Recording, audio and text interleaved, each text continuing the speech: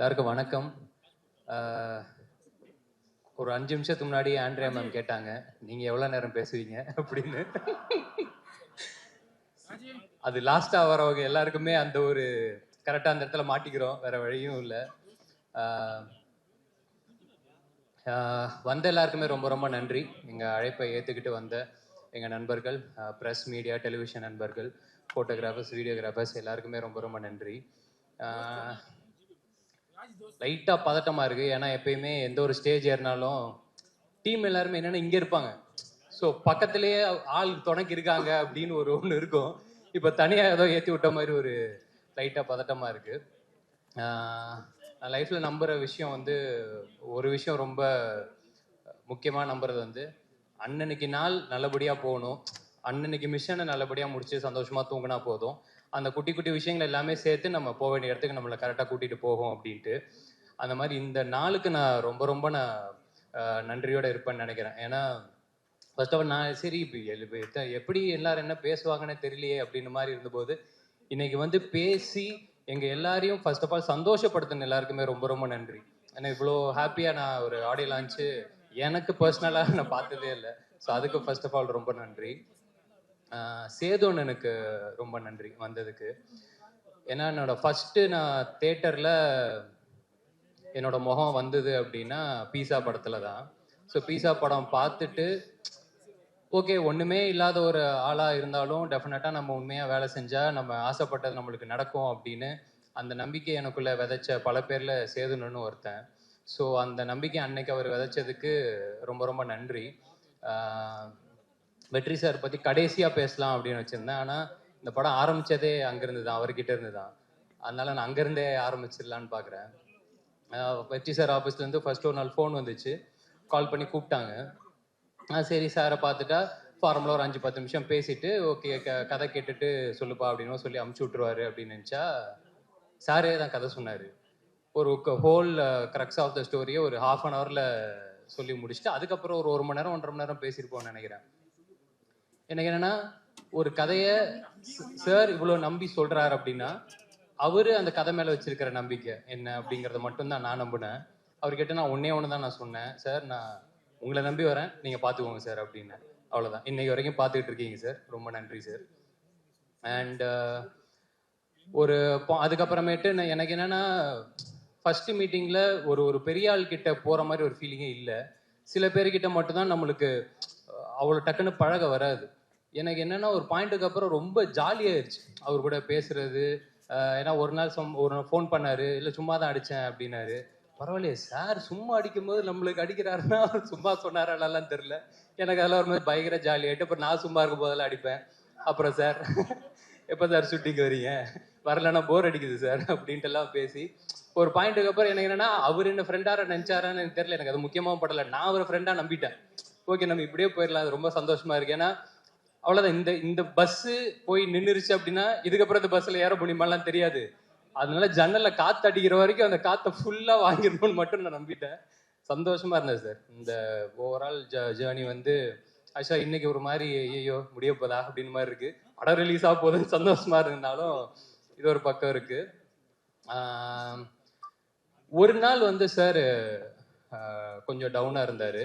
எனக்கு சொக்கண்ணனை பத்தி பர்சனலா எனக்கு அவ்வளவா தெரியாது, இந்த படத்துல தான் அறிமுகம். சார் டவுனா இருந்தார். என்ன சார் என்னாச்சு அப்படின்னு மாதிரினா, இல்லை நான் வந்து இந்த இண்டஸ்ட்ரிக்கு நானும் சொக்கும் ஆல்மோஸ்ட் ஒரே டைமில் தான் வந்தோம். நான் அசிஸ்டன்ட் டைரக்டராக வரும்போது சொக்கு வந்து அசிஸ்டன்ட் மேனேஜராக ஜாயின் பண்ணுறாரு. இன்றைக்கி வந்து இத்தனை வருஷம் கழித்து சொக்கு படம் பண்ணுறாரு. நல்லபடியாக அந்த படம் வந்து சேர்ந்துடணும், கரெக்டாக வந்து இதாகிடணும். ஏன்னா படத்தோட பிஸ்னஸ் அது இதுன்னு எல்லாத்தையுமே கொண்டு போய் கரெக்டாக லேண்ட் பண்ணிடணும். அது எல்லாமே ரொம்ப இதுவாக போயிட்டுருக்குன்னு சொல்லி ரொம்ப குரூஷியலான ஒரு சுச்சுவேஷனில் சொல்லிட்டு இருந்தார். சொல்லி முடிச்சதுக்கப்புறம் என்ன சார் சுச்சுவேஷனை பார்த்தா ஆடுகளத்தோட இன்டர்வல் பிளாக் மாதிரி இருக்குது அப்படின்னு சிரிச்சுட்டு ஆமாம் கொஞ்சம் அந்த மாதிரி தான் இருக்குல்ல அப்படின்னாரு. அப்போ நீங்கள் தனுஷ் சார், நான் உங்க கையில் இருக்கிற சேவலா சார்? கண்டிப்பாக பார்த்தே அடிச்சிருவோன்னு நம்புகிறேன் சார். அந்த நம்பிக்கையில் இருக்கிறேன், பார்ப்போம். ஆண்ட்ரியா மேம் சேம் அதே தான். ஏன்னா ஃபஸ்ட்டு ஆண்ட்ரியா மேம் கதை கேட்டு தான் அனுப்பியிருக்காங்க சார்கிட்ட. அப்படி இருக்கும்போது அவங்களும் ஒரு கதை கேட்டு ஓகே பண்ணியிருக்காங்க அப்படின்னா எனக்கு மற்ற எல்லாத்தையுமே தாண்டி நான் இன்னும் அந்த மனிஷி படமோ இல்லை பிசாசு டூவோ நான் பார்க்கல மேம். ஆனால் நிறைய பேர் சொல்லி நான் கேட்டுட்டேன், அதில் எக்ஸ்ட்ரானரியாக பெர்ஃபார்ம் பண்ணியிருக்கீங்க அப்படின்னு. ஸோ எனக்கு என்னென்னா, யாரோ ஒருத்தவங்க சொன்னாங்க, சாரி மிஸ் பண்ணிட்டேன்னு நினைக்கிறேன், இது எல்லாமே அதுக்கான ஆரம்ப புள்ளியாக இருக்கும்னு நான் நம்புகிறேன்.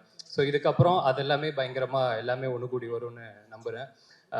ரொம்ப ரொம்ப நன்றி. எல்லாரும் சொன்ன மாதிரி என் அண்ணன்றது முக்கியமாக நான் கற்றுக்கிட்டது ஒன்று தான், போட்ட காசு ப்ரொடியூசருக்கு வந்து சேரணும் அப்படின்னு. அந்த விதத்தில் உங்களுக்கும் சொக்கனனுக்கும் எல்லாமே நல்லபடியாக வந்து அமைஞ்சிரும் நான் கடவுளை வேண்டிக்கிறேன். அடுத்தது விக்ரமன் டைரக்டரு. இவ்வளோ அவர் நிறைய பேசுவாருன்னு தெரியும், ஆனால் என்னன்னா இன்னைக்கு கரெக்டாக பேசிட்டீங்க. நான் இந்த ஸ்டேஜில் பேசுறத இது லைவ்லாம் போகுதுன்னு நினைக்கிறேன் யூடியூப்ல, இதை சென்சார்லாம் பண்ண முடியாதடா அப்படின்னு நினச்சின்னு இருந்தேன். சூப்பர். என்னோட ஆசை இல்லாமல் ஒன்று தான் விக்ரமன், படம் நல்லபடியாக போகணும், ஒரு பெரிய ஹீரோ உங்களுக்கு கால் பண்ணணும், இன்னும் பெரிய இடத்துக்கு நீங்கள் போகணும், அவ்வளோதான். மற்றபடி எனக்கு வேறு எந்த இதுவுமே கிடையாது. நிச்சயமாக அது நடக்கும்னு நான் நம்புகிறேன்.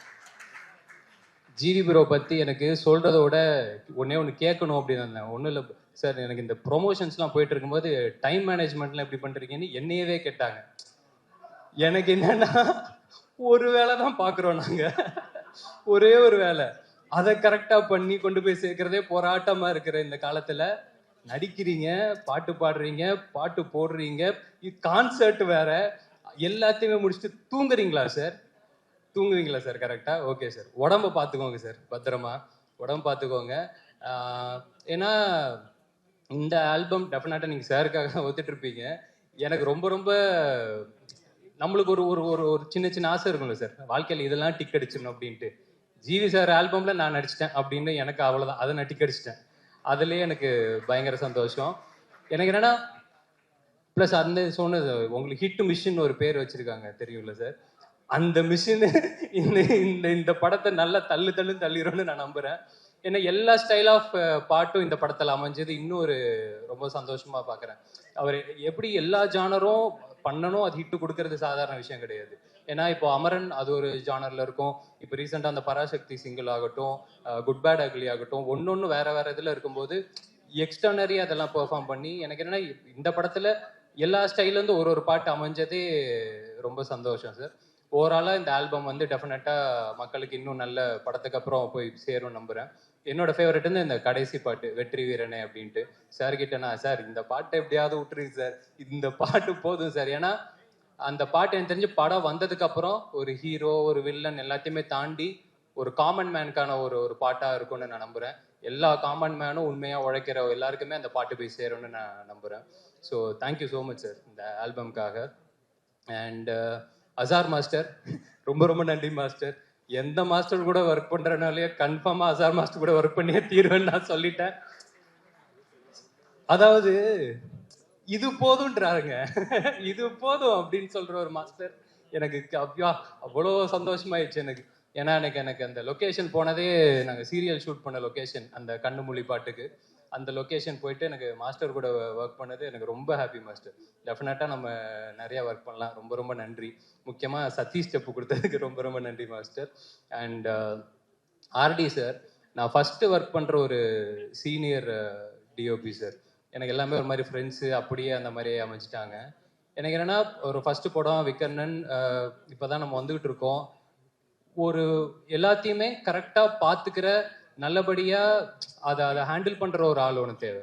ரொம்ப சூப்பராக பார்த்துக்கிட்டு எனக்கு இன்னைக்கு படம் பார்க்கும்போது, ஐ மீன் ட்ரெய்லர் பார்க்கும்போதே அந்த நல்ல ஒரு ஃபீலிங் இருந்துச்சு சார். ரொம்ப ரொம்ப நன்றி சார், எல்லாத்தையுமே டோட்டலாக காப்பாற்றி கொடுத்துட்டீங்க. தேங்க்யூ. அண்ட் ருஹானி, ரொம்ப ரொம்ப நன்றி. So happy to work with you. டெஃபினட்டாக உங்களுக்கும் நிறையா வாய்ப்பு வரணும்னு நான் வேண்டிக்கிறேன். தானு சார், கதிரேசன் சார், ரொம்ப நன்றி சார், வந்ததுக்கு ரொம்ப நன்றி. பவன் சாரோட பர்ஃபார்மன்ஸ் வந்து அதுவும் நிறைய பேர் சொல்லிட்டாங்க. டெஃபினட்டாக படம் முடிச்சு எல்லாரும் வரும்போது பவன் சார் பர்ஃபார்மன்ஸும் சரி, தலைவர் ரெட்டின பர்ஃபார்மன்ஸும் சரி கண்ணுக்குள்ளேயே நிற்கும்னு நான் நம்புகிறேன். அதனால இது இப்போதைக்கு ஒரு இன்சைட் ஜோக்காக இருந்து நாங்கள் மட்டும் சிரிச்சுக்கலாம், படத்துக்கு அப்புறம் நீங்களும் சந்தோஷமா இருப்பீங்க அப்படின்னு நம்புகிறேன். மற்றபடி வேலை பார்த்த எல்லாருக்குமே ரொம்ப ரொம்ப நன்றி. யாரையாவது மிஸ் பண்ணிட்டா மட்டும் மன்னிச்சுக்கோங்க. வினோத் தலைவா, ரொம்ப நன்றி தலைவா. எனக்கு வினோத் கூட ரமேஷனை கூட ஒர்க் பண்ணது ரொம்ப ரொம்ப நன்றி. குட் நைட்டு, டூரிஸ்ட் ஃபேமிலியிலலாம் நடிச்சிருப்பாப்புல, இப்போ கூட ஷூட்டிங் வர முடியலன்னு நினைக்கிறேன். அண்டு கடைசியாக என் அண்ணன் நெல்சன் அண்ணன். அதாவது இப்போ ரீசெண்டாக அந்த கிஸ்ஸு படத்தோட ப்ரொமோஷனில் ஒரு டெம்ப்ளேட் ஒன்று பயங்கரமாக இதாச்சு. நம்ம சதீஷ் வந்து சொல்லியிருப்பாப்பில், அப்போ என்னை தடுத்து நிறுத்துங்க ஜி அப்படின்னு தப்பு பண்ணும்போது. அந்த மாதிரி லைஃப்பில் முக்கியமான டைமில் என்னை தடுத்து நிறுத்தி கரெக்டாக ஆரம்பித்த இடத்துலேருந்து இப்போ வரைக்கும், இப்போ இந்த படத்துக்கு நான் எதுவுமே கேட்கல, ஆனால் கேட்டாலும் சரி கேட்கலாலும் சரி கூடவே இருந்து இப்போ வரைக்கும் பார்த்துக்கிட்டு, தெரில எத்தனை பேருக்கு இது அமையும் அப்படின்னு தெரியல. தேங்க்ஸ் சொல்லி சிம்பிளாக முடிக்கவும் முடியாது. ரொம்ப ரொம்ப நன்றிண்ணே வந்ததுக்கு எல்லாத்துக்குமே ஓவராலாக. மற்றபடி நவம்பர் 21 படம் ரிலீஸ் ஆகுது. அர்ச்சனாக்கா அக்கா அர்ச்சனாக்கா வந்து நாங்கள் டாக்டரில் அசிஸ்டன்ட் டைரக்டராக ஒர்க் பண்ணிட்டு இருக்கும்போது அப்போ தான் இன்னும் நல்ல பழக்கம். எனக்கு என்னன்னா ஆஸ் அ பெர்ஃபார்மராக அண்ணன் சொன்ன மாதிரி அர்ச்சனாக்காக்கு நம்ம எந்த ஃபீடுமே கொடுக்க தேவையில்ல, அவங்கள்ட்ட கொடுத்துட்டு அவங்க வேலையை அவங்க சூப்பராக பார்த்துப்பாங்க அப்படின்ட்டு.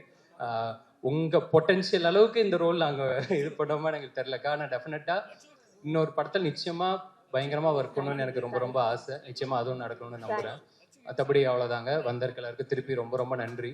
21 படம் ரிலீஸ் ஆகுது. எல்லாரையும் சந்தோஷப்படுத்தும். ரொம்ப திருப்திகரமாக பார்த்துட்டு எல்லாரும் வீட்டுக்கு போவீங்க நம்புகிறேன். பார்த்துட்டு எப்படி இருக்குன்னு சொல்லுங்கள்.